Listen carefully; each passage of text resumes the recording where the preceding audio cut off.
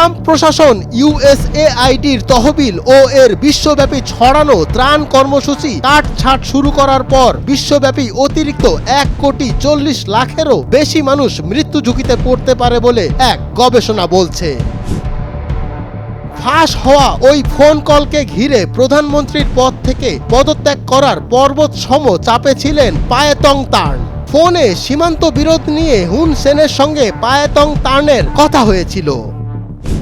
নিহতদের বেশিরভাগই বিহার, উত্তরপ্রদেশ ও উড়িষ্যা থেকে আসা অভিবাসী শ্রমিক। হায়দ্রাবাদ থেকে 50 কিলোমিটার দূরের এ ওষুধ কারখানায় সোমবার সকালে ভয়াবহ বিস্ফোরণ ঘটে। এদের মধ্যে উত্তর গাজার সমুদ্র তীরবর্তী আল বাকা ক্যাফেটেরিয়ায় চালানো হামলায় শিশু, নারী ও সাংবাদিক সহ 39 জন নিহত হয়েছে।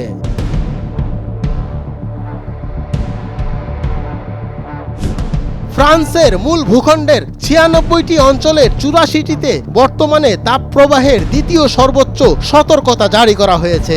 ফরাসি জলবায়ু মন্ত্রী একে নজিরবিহীন পরিস্থিতি বলে বর্ণনা করেছেন।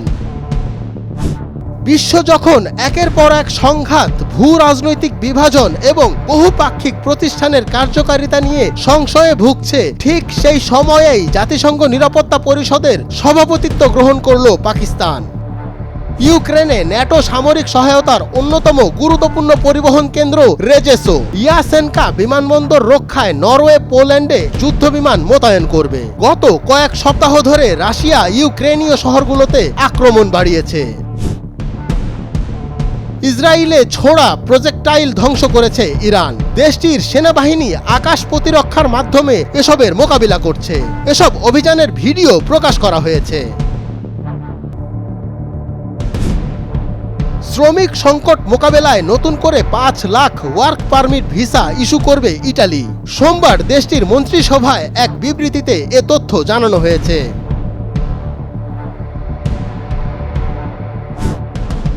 যুক্তরাষ্ট্রের প্রেসিডেন্ট ডোনাল্ড ট্রাম্প সিরিয়ার ওপর থেকে সব মার্কিন নিষেধাজ্ঞা প্রত্যাহারের ঘোষণা দিয়েছেন। এক নির্বাহী আদেশে সই করে বিষয়টি নিজেই জানান তিনি।